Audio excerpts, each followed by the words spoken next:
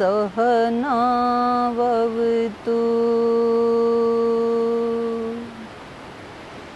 सहनौ भुनक्तु सह वीर्यं करवावहै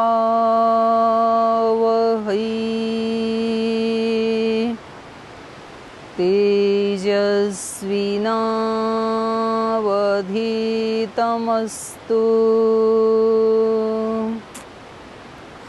मा विद्विषावहै ॐ शान्ति शान्ति शान्तिः।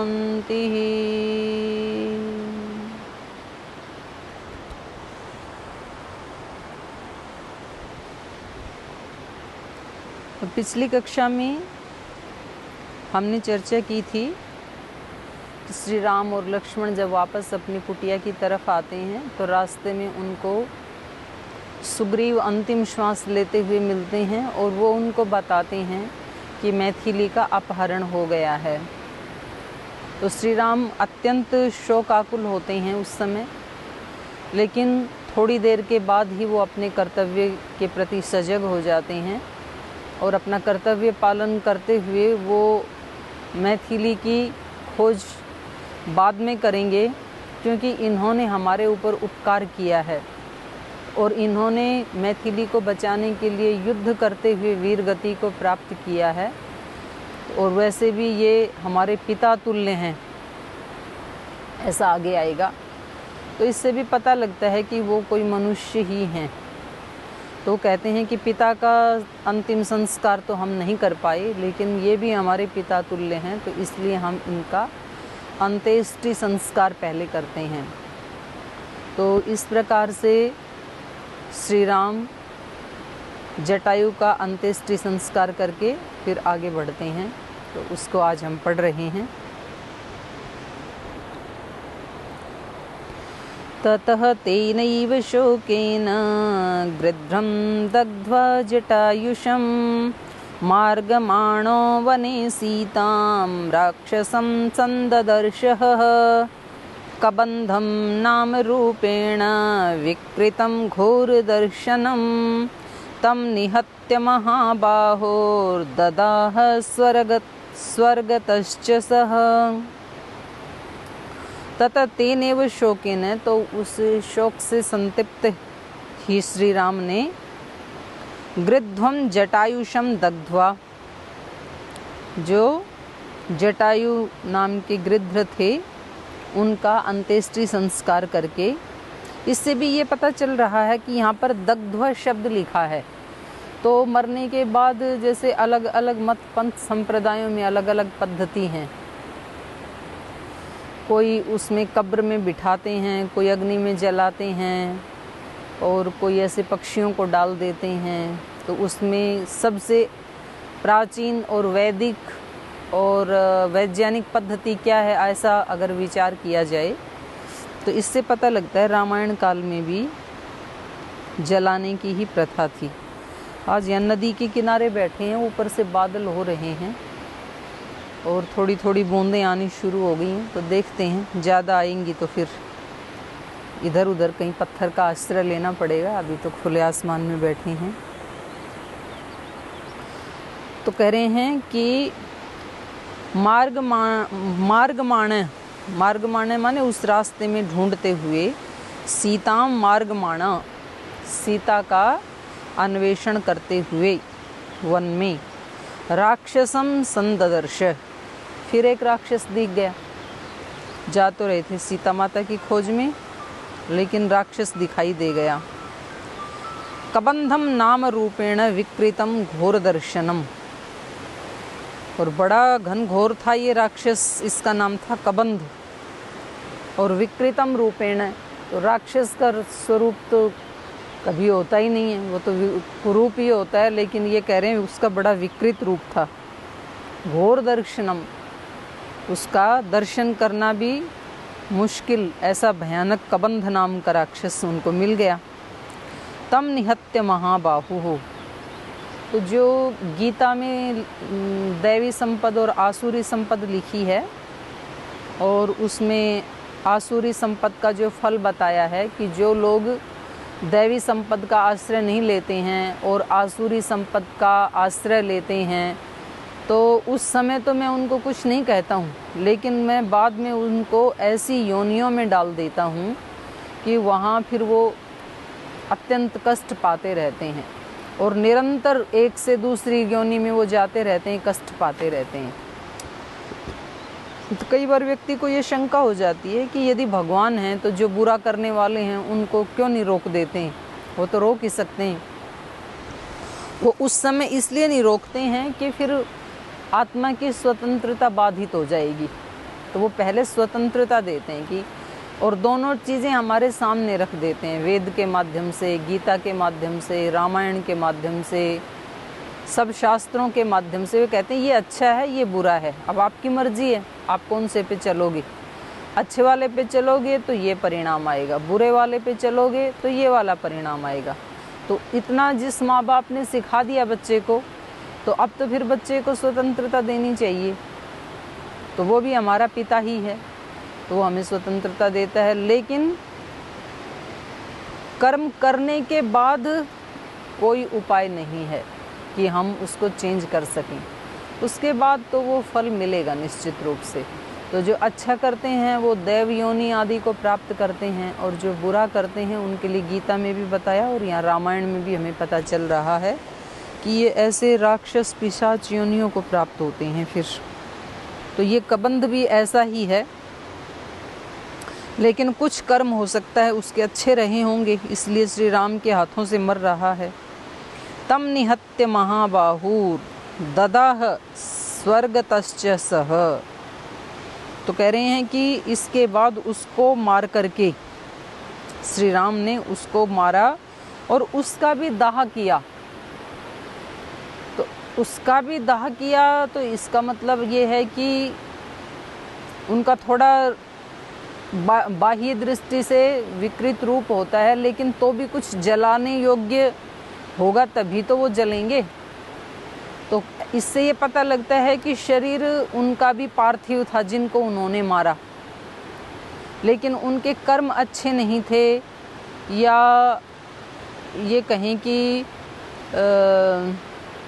उनके अंदर की जो दुष्टताएं थी जिसके कारण वो राक्षसत्व को प्राप्त हुए। इससे ये भी पता लगता है कि मनुष्य योनि में भी देवत्व और असुरत्व, क्योंकि जो वैदिक परंपरा है वो तो यही मानती है कि समाज में जो धर्मात्मा हैं, जो विद्वान हैं, जो आध्यात्मिक लोग हैं, जो आत्मवेता ब्रह्मवेता हैं, वो देव हैं, ऐसे ही माना जाता है। उस दृष्टि से देखें तो ये कबंध इस प्रकार से ही, क्योंकि इसको यहाँ ददाह शब्द लिखा है रामायण में, तो उसको जलाया। तो जलाया का मतलब है कि उनका ऐसा कुछ पार्थिव शरीर था जलाने योग्य। तो यहाँ इन्होंने शोक संतप्त श्री राम ने पहले जटायु का अंतिम संस्कार किया, फिर आगे चले तो कबंध नाम का राक्षस मिला, पहले उसको मारा, फिर उसका अंतिम संस्कार किया। स च अस्य कथयामास शबरीं धर्मचारिणीं श्रमणाम धर्म निपुणाम अभिगच्छेत राघव।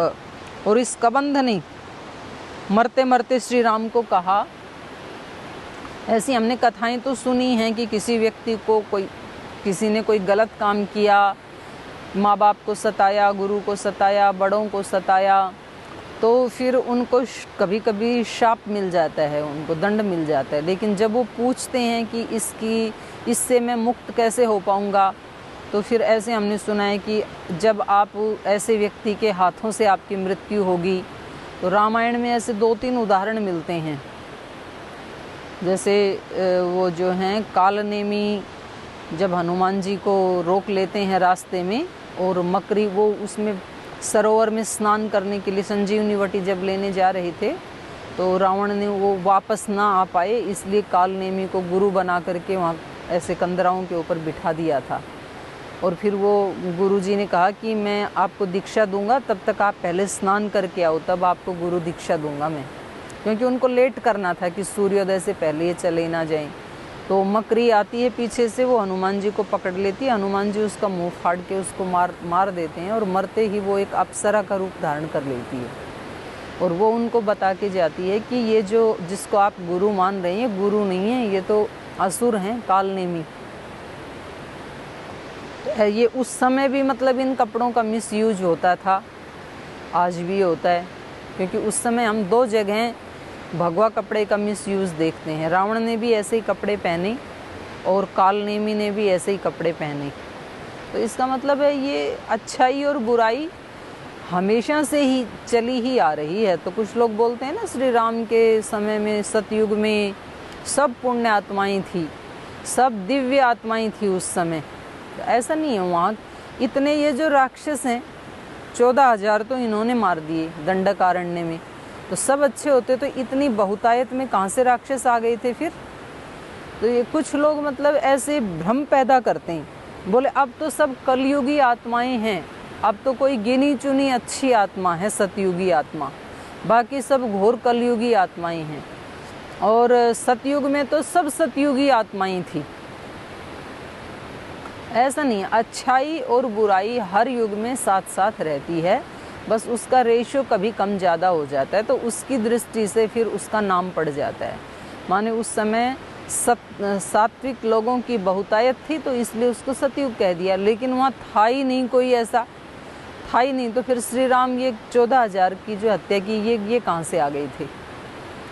और ये कोई ऐसे भी नहीं कह सकते, क्योंकि हत्या तो उसी की जाएगी ना जिसका कोई डील डोल दिखाई दे। अदृश्य शरीर की तो हत्या भी कैसे की जाएगी? तो इन्होंने कबंध ने जाते हुए कहा, मतलब मरते हुए कहा, यहाँ पर कहा स्वर्गतश्च सह, वो स्वर्गगामी भी हो गया, वह स्वर्ग में भी चला गया। तो जो भगवान के हाथ से जिसको कृपा मिलेगी वो तो धन्य हो ही गया, लेकिन भगवान के हाथ से जिसको मृत्यु भी मिली वो आत्मा भी धन्य हो गई, क्योंकि हाथ उनका लग गया ना।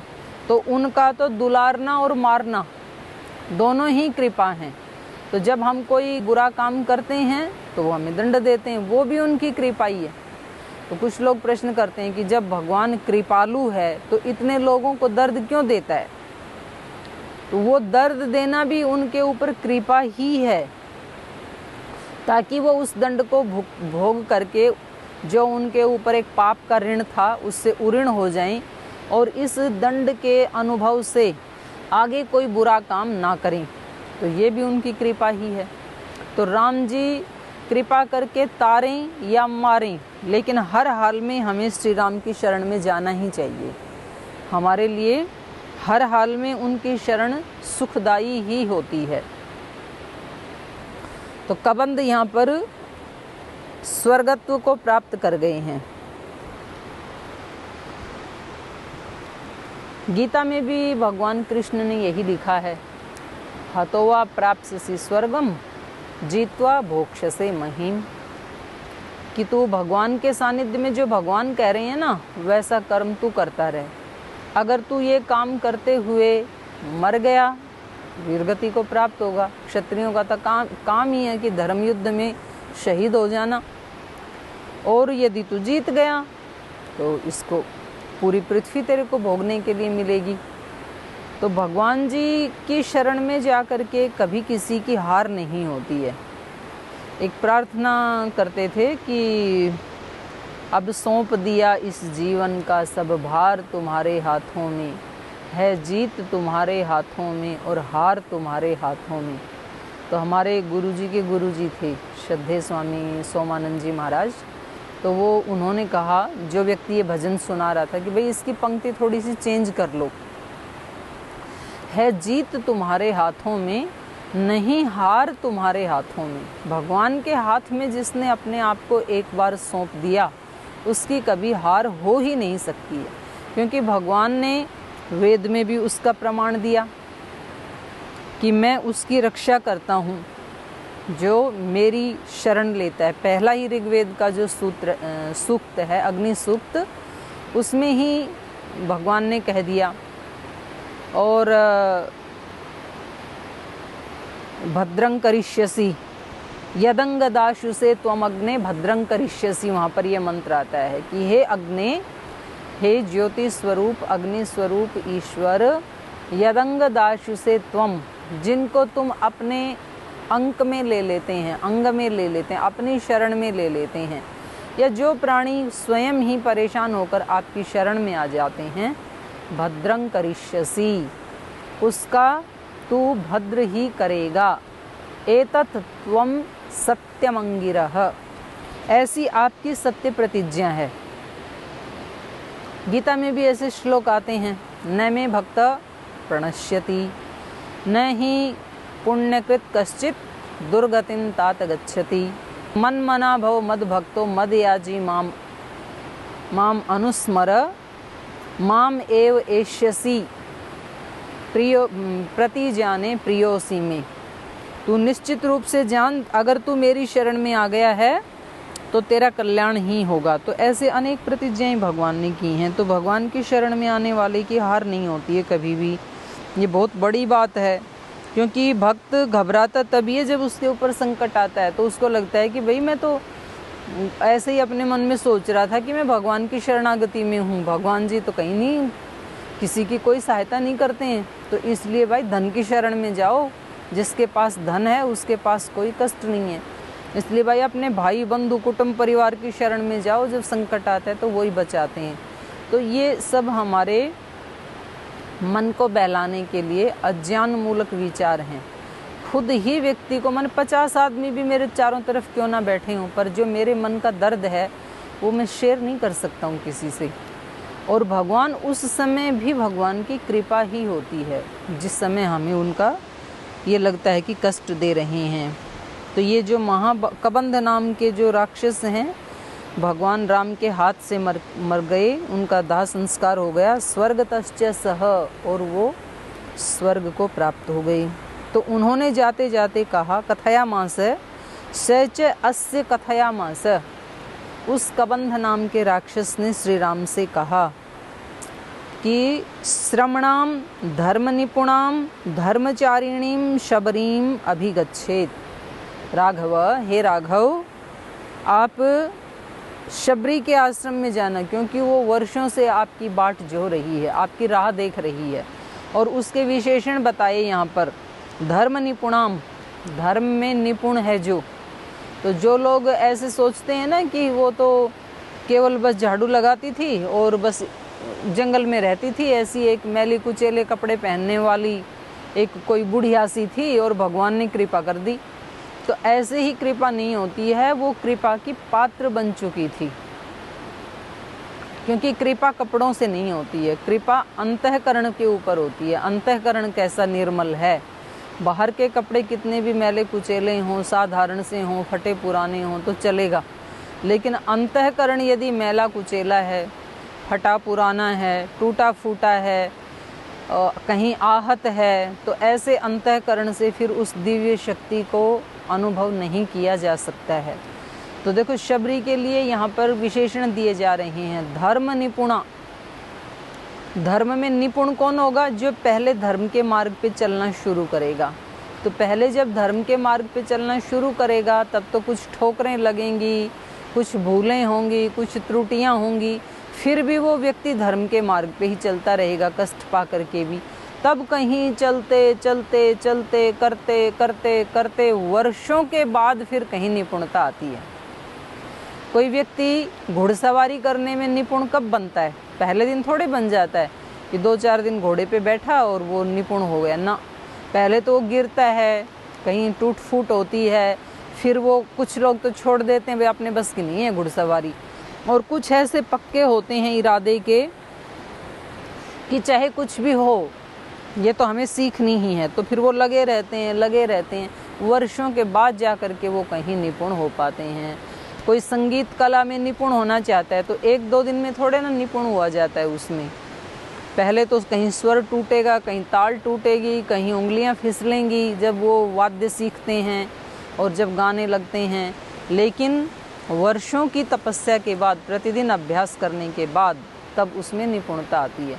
तो कोई भी विद्या है, चाहे वो संगीत की विद्या है, चाहे वो व्याकरण विद्या है, वेद की विद्या है, प्राणायाम की विद्या है, ड्राइविंग की विद्या है, मैथमेटिक्स विद्या है, भूगोल विद्या है, खगोल विद्या है, नक्षत्र विद्या है, आयुर्वेद की विद्या है, चाहे धर्म की विद्या है, कोई भी विद्या है, उसमें निपुण होने के लिए वर्षों व्यक्ति को अभ्यास करना पड़ता है। तो यहाँ शबरी इस जो उनका विशेषण दिया है, जो उनका यहाँ पर उल्लेख किया है, धर्म निपुणाम धर्मचारिणीम, वो धर्म का आचरण करने वाली और धर्म में निपुण है। तो इसका और ये बात कौन कह रहा है? कबंध नाम का राक्षस।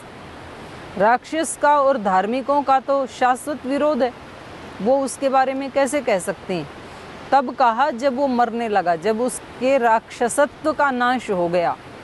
तो इससे ये पता लगता है कि जिस व्यक्ति में राक्षसत्व की प्रधानता है, असुरत्व की प्रधानता है, वो भी देवत्व को ही अच्छा मानता है और कहीं ना कहीं हृदय में उसके लिए सम्मान भी होता है।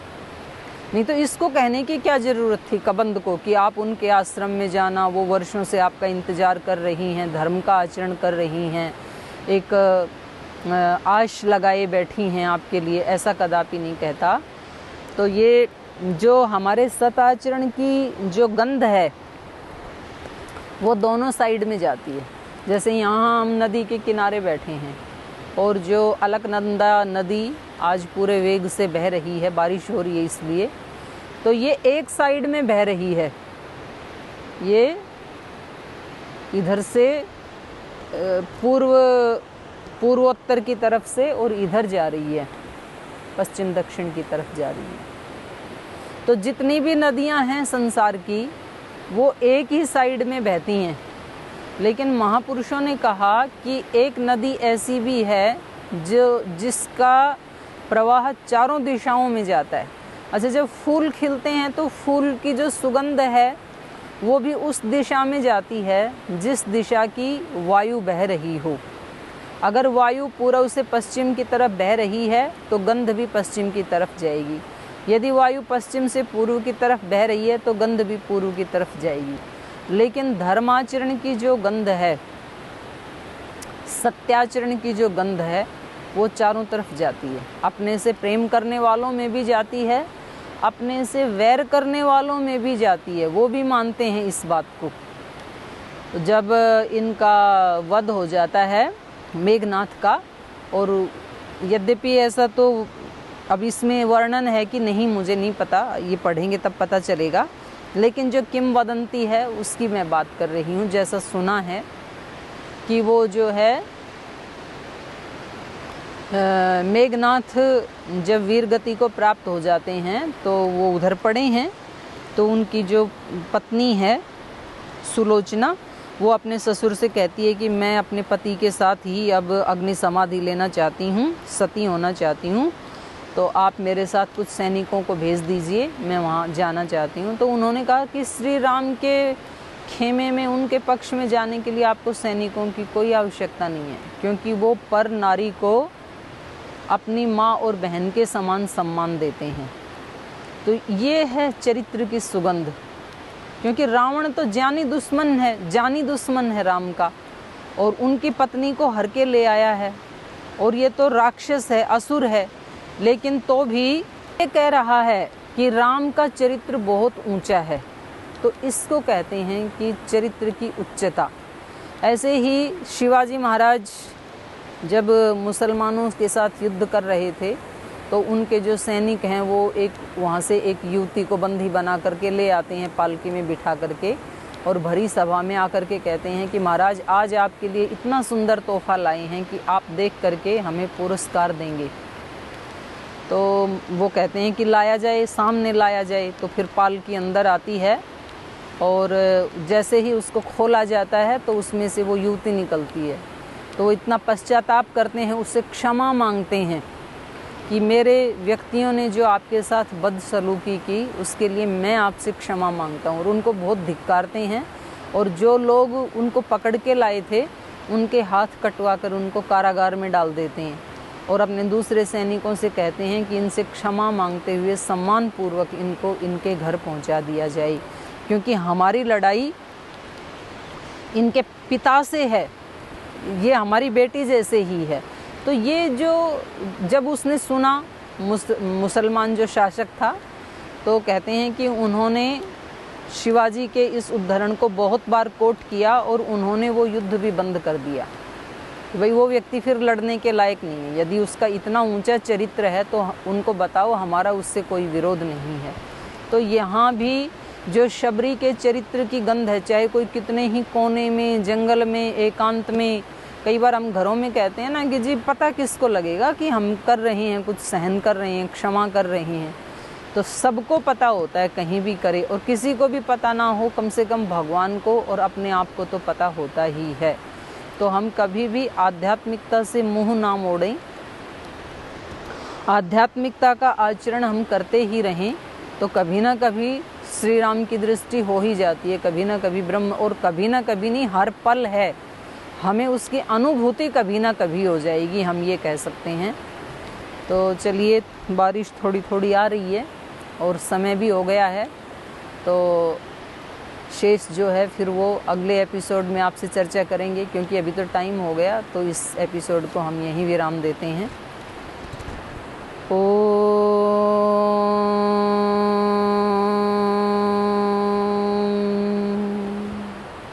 शांति शांति शांति। श्री गुरुभ्यो नमः।